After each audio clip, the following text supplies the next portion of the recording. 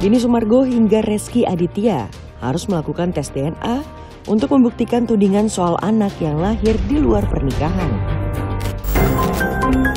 Seorang ayah tega menganiaya anak balitanya karena minta jajan. Aksi kejamnya dilakukan dengan sengaja untuk menegur sang istri.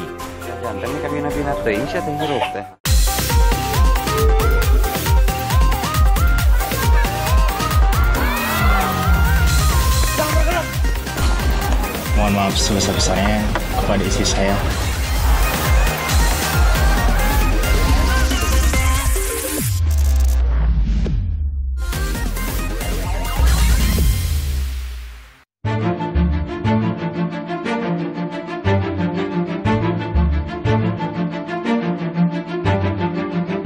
Buat yang DM gua hari ini. Artis dan juga YouTuber Denny Sumargo akhirnya melaporkan DJ Ferny Hassan ke polisi atas dugaan pencemaran nama baik. Denny Sumargo merasa terganggu dengan salah satu postingan Ferny yang membahas tentang tes DNA Denny Sumargo dan anak Ferny beberapa tahun lalu. Densu merasa nama baiknya dicemarkan oleh DJ Ferny Hassan yang meminta tes DNA untuk memastikan ayah biologis anaknya. Ferny Hassan bahkan mengajukan syarat untuk tes DNA kali ini di rumah sakit pilihannya. Dia satu postingan, yang postingan itu membuat orang tuh menafsirkan macam-macam. Kesannya bahwa hasil tes DNA saya yang dulu itu diragukan. Lembaga Eijkman di bawah RSCM yang kredibilitasnya sudah dari zaman dulu diragukan. Yang saya maksud di sini adalah jangan cari sesuatu yang lu sendiri tidak bisa buktikan. Lu mempertanyakan tes DNA yang kedua, berarti lu harus bisa membuktikan tes DNA yang pertama itu tidak benar. Denny Sumargo dan DJ Ferny Hassan mulai berseteru pada 10 tahun silam. Saat itu, Ferny Hassan mengaku memiliki anak dari sosok Denny Sumargo tanpa adanya ikatan pernikahan. Kemudian pada 2019, Denny Sumargo melakukan tes DNA dan hasilnya dia bukanlah anak biologis dari anak DJ Ferny Hassan. Densu membuat sebuah surat terbuka untuk Ferny Hassan. Saya udah laporkan kamu ke kantor polisi atas nama kamu. Dan saya sekarang membuat video ini untuk kebutuhan publik. Karena kan kamu bawa ke publik minta tes DNA 2 kali. Ayo kita tes DNA 2 kali, saya tunggu jawabannya ya, biar publik yang awal untuk masalah ini supaya lu nggak bisa lagi lari kiri kanan sekarang. Sementara itu, alasan Ferny Hassan ingin melakukan tes DNA kembali karena tidak suka Denny terus-terusan membahas soal tes DNA di konten-konten YouTube-nya. Sebenarnya waktu itu dari podcastnya dia, pertama saya udah tegur. Ya, pertama itu saya udah tegur. Ini apa maksudnya? Dia bilang enggak, saya menceritakan kisah saya. Oke, nggak apa-apa. Saya maafin pertama. Kedua, saya masih sabar. Ketiga, udah mulai serangan banyak ya. Saya sabar. Tapi keempat ini tiba-tiba saya bangun tidur yang saya capek kerja, 1000 komentar itu menghujat saya. Capek nggak sih kayak gitu? Maksudnya mau cari apa lagi? Nama dia sudah bagus. Nama saya dan anak saya yang rusak seumur hidup. Selain Denny Sumargo, sejumlah artis lain juga ada yang menjalani tes DNA untuk membuktikan anak kandungnya. Siapa sajakah mereka?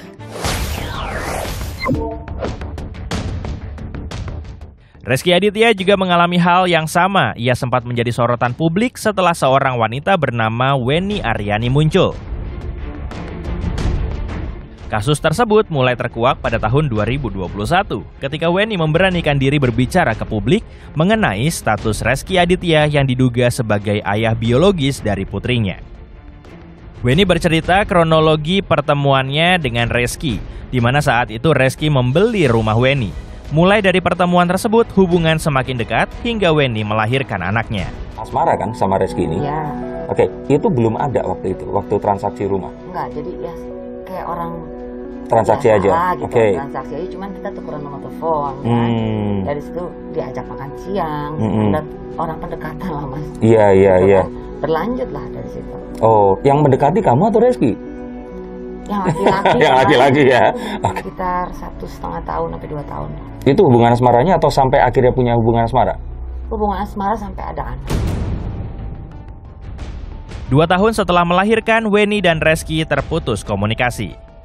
Hubungan Reski dan Weni terjadi sebelum Reski menikah dengan istrinya Citra Kirana. Hingga akhirnya Weni memilih menempuh jalur hukum. Perjuangan Weni tidak sia-sia. Mahkamah Agung menetapkan Reski Aditya adalah ayah biologis dari anak Weni Aryani. Dalam kesempatan ini saya menyampaikan bahwa saya menghormati putusan kasasi yang baru saja keluar. Dan saya kembali menegaskan bahwa selama ini saya tidak pernah menolak untuk melakukan tes DNA. Sebagaimana pernah saya sampaikan pada keterangan saya pertanggal 27 Mei 2022 tahun lalu, saya bicara secara tegas dan terbuka menyampaikan kesediaan saya untuk melakukan tes DNA demi memutus keraguan dan demi kepastian hukum.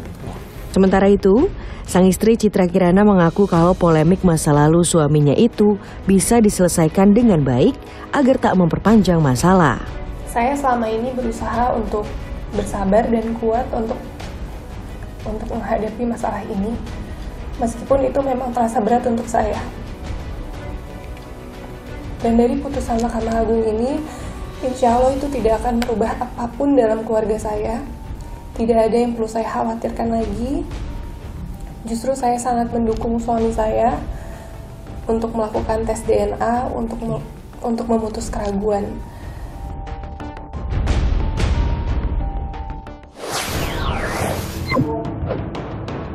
Pernikahan penyanyi dangdut Rizky 2R dan Nadia Mustika Rahayu sempat menjadi buah bibir karena hanya bertahan seumur jagung. Rizky yang merupakan penyanyi jebolan ajang pencarian bakat ini bahkan sempat menolak percaya jika anak yang dikandung Nadia Mustika adalah putranya. Alasannya, diduga usia kehamilan sang istri lebih dulu dari umur pernikahan mereka. Pada saat Nadia hamil tua, Rizky bahkan melakukan talak pertama. Mereka lalu resmi bercerai pada Desember 2021. Usai kelahiran anak pertamanya, Rizky dan Nadia melakukan tes DNA. Hubungannya insya Allah melibatkan Allah yang dalam arti Allah aku ikhlas kalau memang ini jalannya. Dan kalau pas itu hasilnya iya atau tidaknya aku ikhlas. Kalau seandainya anak ini anak Iki terima tanggung jawab Iki. Ayo kita besarkan sama-sama. Gini mah kan mantan suami istri ada, tapi mantan ayah anak itu kan nggak ada. Rumah tangga keduanya kini telah kandas dan Rizky memilih bertanggung jawab pada putra yang dilahirkan oleh Nadia. Selain itu, sejumlah artis lainnya juga ada yang meragukan anaknya hingga harus melakukan tes DNA. Bopak Castello ketika mengajukan gugatan cerai dengan Putri Mayang Sari pada 2019 silam, Bopak menyertakan juga permohonan tes DNA untuk anaknya. Namun setelah diuji, kemungkinan Bopak sebagai ayah dari anak Putri Mayang Sari adalah 0%. Kemudian Mario Teguh, seorang pemuda bernama Aryo Kiswinar, tiba-tiba muncul ke publik dan mengaku sebagai anak motivator Mario Teguh. Kala itu Mario sempat menolak Kiswinar sebagai anaknya. Namun, hasil tes DNA menyatakan Kiswinar adalah anak kandung Mario Teguh.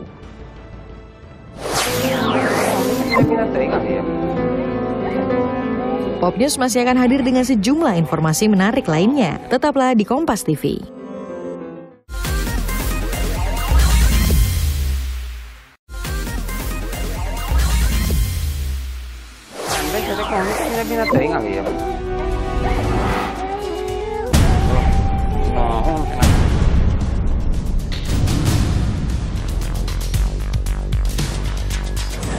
Apa motifnya?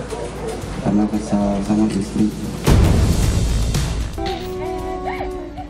Bocah perempuan berusia 3 tahun ini terus menangis saat dimarahi ayahnya karena meminta uang jajan. Tangisannya semakin kencang saat ayahnya menendang sambil terus memarahi.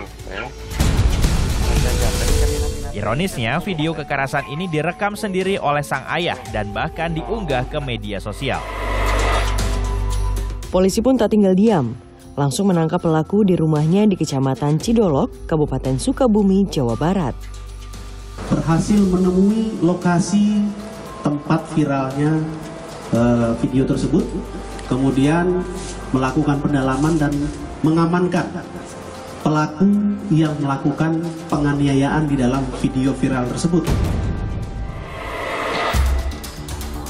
Dari pemeriksaan, pria berinisial E ini mengunggah video di media sosial agar dilihat oleh istrinya. Pelaku kesal dan merasa istrinya yang bekerja sebagai TKW di Timur Tengah tidak perhatian pada anaknya. Apa motifnya? Karena kesal sama istri. Kesal sama istri? Kenapa kesal sama istri kok anaknya yang disiksa? Dan maksudnya supaya tahu dia gitu, kan semalamnya habis bertengkar gitu sama saya.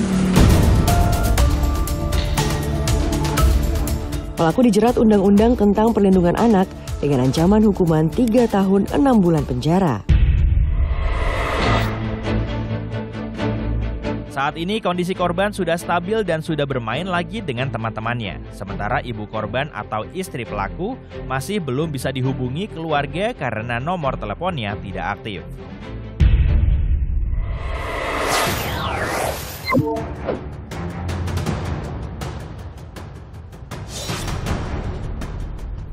Yang bersangkutan itu punya uang dan tidak bisa membayar. Sabtu malam 26 Agustus, kawasan Gang Perintis Tebet, Jakarta Selatan, gempar. Warga berkerumun di depan rumah sepasang suami istri korban penusukan. Sang suami tewas, sementara istrinya terluka parah. Pelaku merupakan tetangga korban yang sehari-hari bekerja sebagai juru parkir.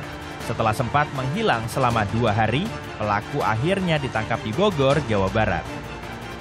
Dalam pengakuannya, tersangka merasa sakit hati atas perkataan korban yang menagih utang sebesar 2 juta rupiah di depan umum. 23.30 waktu Indonesia Barat, yang bersangkutan bisa kami ringkus di daerah Bogor. Yang bersangkutan itu punya uang dan tidak bisa membayar. Jadi kamu tuh punya uang, punya utang, tapi nggak bisa bayar, pinjem terus ya, seperti itu di depan umum.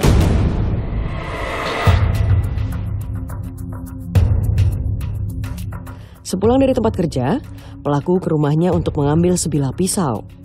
Pelaku ke rumah tetangganya dan langsung mengunci pintu untuk menyerang korban pria hingga tewas. Kebrutalan pelaku masih berlanjut dengan menusuk korban wanita hingga kritis. Oh, pokoknya ini ada leher, di dada, ambil tangan, ambilnya ada putunya, hampir lagi merangkak ke sini minta tolong sama warga. Iya. Sakit keluarga atau gimana? Sekretaris RT.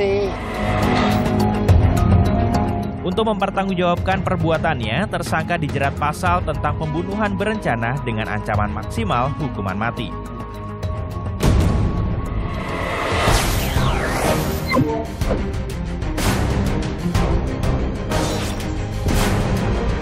Ada luka enggak? Bekas luka? Kayaknya ada. Di sini ada. Warga Pemalang dikejutkan dengan penemuan jenazah perempuan di aliran sungai di kawasan wisata Desa Belendung. Kondisi korban mengalami sejumlah luka di wajah dan tubuhnya. Cewek. Posisi keadaan mayat itu nggak pakai celana dalam. Nggak pakai celana dalam? Ya. Ada luka enggak? Bekas luka? Kayaknya ada. Di sini ada. Ya, kepala, di sini ada. Jenazah masih berseragam pramuka lengkap dengan tertempel pita gugus depan SMA Negeri 1 Petarukan. Namun saat dikonfirmasi, pihak sekolah tak kehilangan satupun siswa.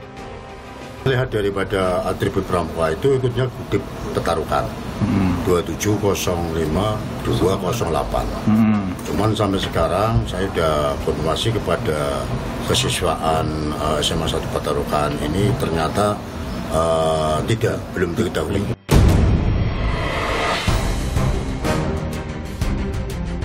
Hasil identifikasi, korban merupakan RI warga desa Bulak Pelem, Seragi, Kabupaten Pekalongan.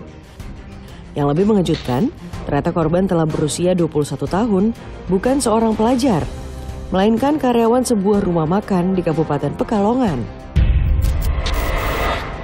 Keluarga merasa janggal dengan kematian korban karena motor yang dibawanya juga hilang. Udah dicari tapi nggak ada yang tahu. Belum bilang kontak. Pamit sama teman kerjanya, pamit mau pergi jalan-jalan gitu. Sempat pulang? Nggak pulang. Berarti dari kerjaan langsung? Dari kerjaan langsung pergi, nggak pulang. Makanya di sini kan kok nggak pulang-pulang kerja, biasanya jam 9:30 udah pulang. Itu minggu malam berarti ya? Naik motor. Hasil otopsi menunjukkan korban meninggal akibat pendarahan otak yang diduga akibat kekerasan dengan benda tumpul. Korban juga diduga mati lemas akibat terbekap saluran pernapasannya. Sudah hampir 2 pekan sejak jenazah ditemukan pada 22 Agustus, pelaku belum ditemukan. Padahal barang bukti tambahan berupa 3 batu dan sarung di dekat jenazah telah ditemukan. Pop News akan hadir sesaat lagi dengan informasi menarik lainnya.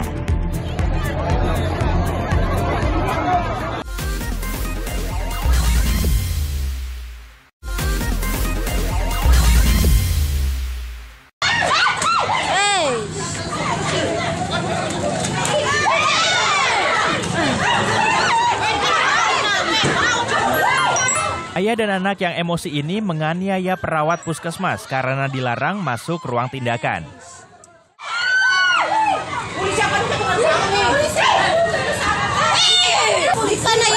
Kedua pelaku tersinggung saat perawat melarang mereka masuk ruang tindakan untuk melihat anggota keluarganya yang kecelakaan. Polisi pun akhirnya mengamankan kedua pelaku pengeroyokan ini.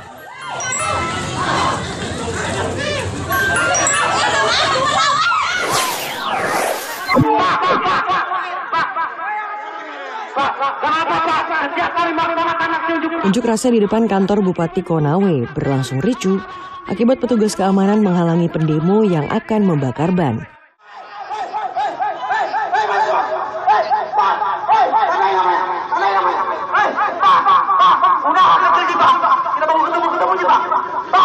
Aksi unjuk rasa ini menuntut agar pemerintah daerah Kabupaten Konawe meninjau ulang terkait penunjukan tempat penyaluran gaji pegawai P3K yang dinilai menyalahi aturan.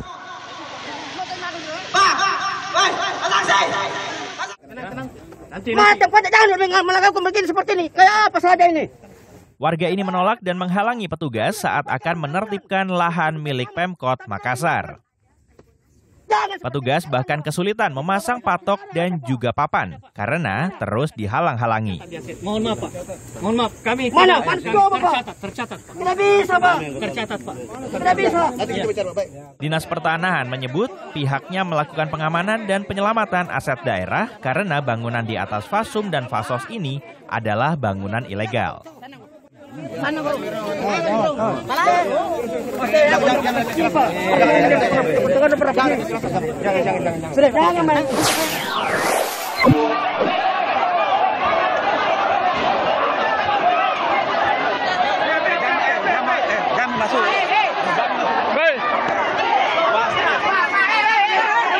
Pertandingan sepak bola Bupati Cup 2 di Stadion Mini Bulukumba ini berakhir ricuh.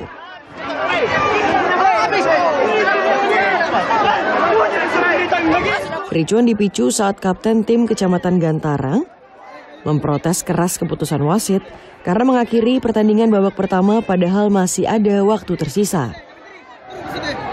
Wasit pun sempat menjadi sasaran emosi pemain. Nas, salah seorang ofisial, juga melempari wasit dengan kursi.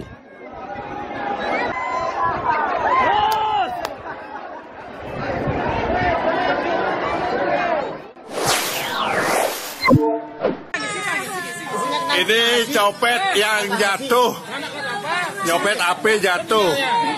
Ini. Pelaku penjamretan ini berhasil ditangkap warga setelah mengambil ponsel seorang anak. Dekat rumahku, di komplek perumahan. Pelaku panik hingga terjatuh dari sepeda motor. Pelaku kini diamankan polisi. HP ini dia tuh. Ini HP ini diambil, HP-nya ini dicopet, inilah dikejar.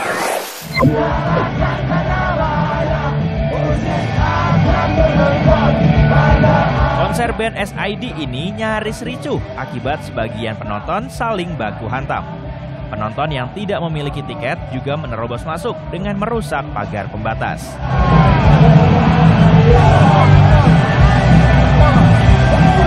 Polisi akhirnya menghentikan konser dan membubarkan penonton. Polisi juga mengamankan penonton yang membawa narkoba saat konser berlangsung.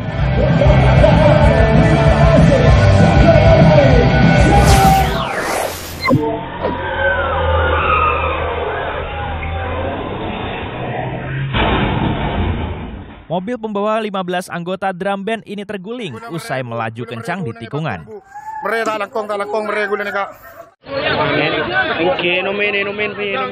Dua pelajar diantaranya dalam kondisi kritis. Meski demikian, seluruh korban tetap dibawa ke rumah sakit untuk pemeriksaan.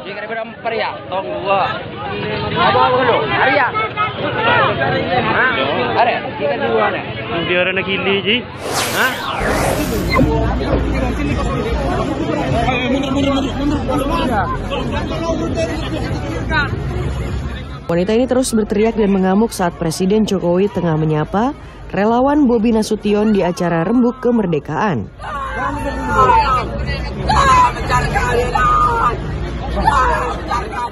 Wanita ini bahkan nekat menyiram air hingga melempar sendal ke arah Presiden.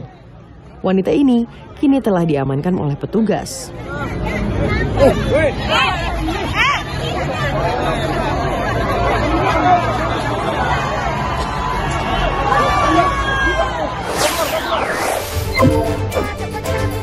Informasi tadi mengakhiri Pop News hari ini. Jangan lupa tetap saksikan Pop News setiap hari Sabtu dan Minggu pukul 9:30 waktu Indonesia Barat. Tentunya hanya di Kompas TV. Terima kasih dan sampai jumpa.